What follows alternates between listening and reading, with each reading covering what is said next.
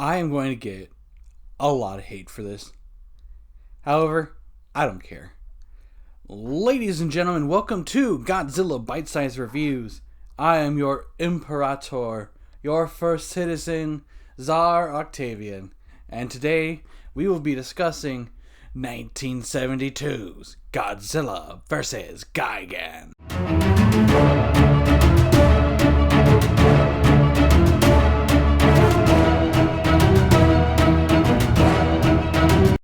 Right, so let's go over some controversies with this movie.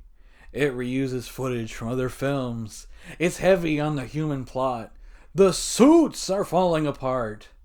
Good boy Anguirus doesn't one-shot King Ghidorah. All of which, very valid criticisms of this movie.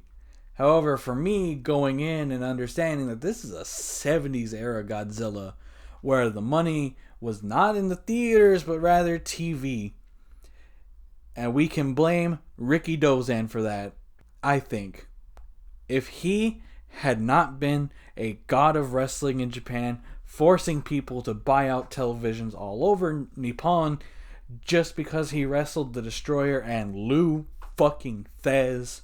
Sorry, I've been watching a lot of wrestling and conspiracy theory with Jesse Ventura. Back to the monsters. Understanding that they had a budget of a half-eaten hot dog and a handshake, that they cut corners, I will say this is one of my favorite Godzilla movies. And I may be biased because I love Gigan.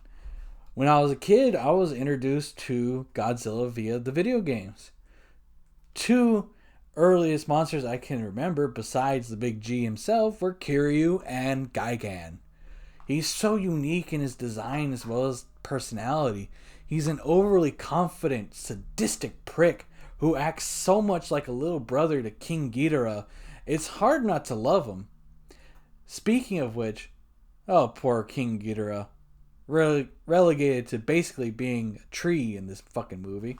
And in one scene in particular, an action figure on a string. Meanwhile, Anguirus looks great. Godzilla, oh boy, who I'm choosing to believe the suit wasn't actually falling apart. It was all part of the design. Godzilla was just melting down, and unfortunately, we never got Showa-era burning Godzilla. Yeah. Going off script for this bit, in the Godzilla suit, reprising his role, is Haru Nakajima. And in the Gigan suit is Kenpachiro Satsuma. So in a very weird kind of way, this is Showa Godzilla versus Heisei Godzilla. What about the human characters? Honestly, our main group of characters are fucking fantastic. And I mean that. We got the main couple, a mangaka and a karateka. Yeah, that's right, it took a few years of MMA myself. Anyways, I found them both to be very charming and likable.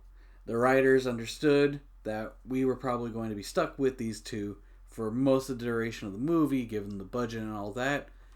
So, you might as well just go out and make them quite possibly the most likable protagonists we've had in a Godzilla movie since '54.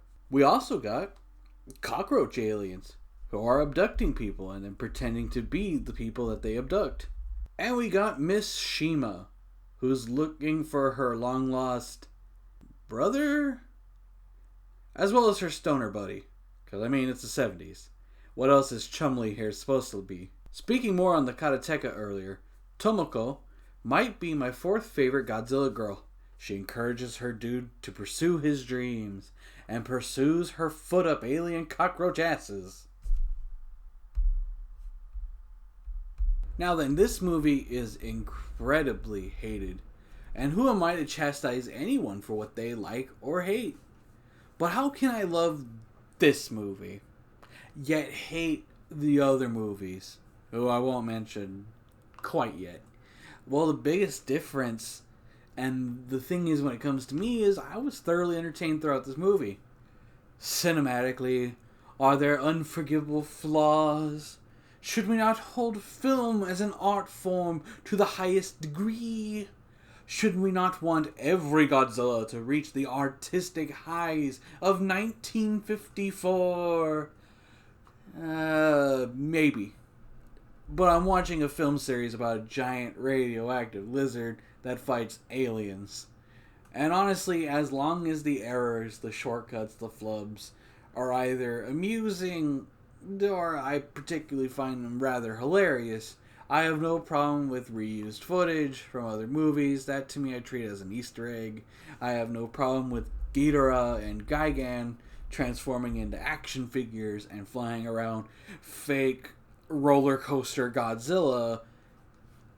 Hell, as long as the human characters that I am stuck with for the majority of this film are likable and the plot that they undertake has been affected by Godzilla in some way and also isn't duller than watching paint dry at the DMV at a good pace, I don't mind spending the majority of the movie with them. Also, these movies max out at like an hour and a half, so I won't be suffering fucking forever. Unlike some other movies I know. The entirety of the damn Bayformers. All that being said, I recommend checking out Godzilla vs. Gigan. I give it a 10 out of 10. Turn your brain off. Have a great time. Enjoy the stupidity. Enjoy all of it. I'm Czar Octavian, your Imperator, your first citizen. Have a blessed Sunday. Your errors and issues are amusing at worst. I don't mind it one bit.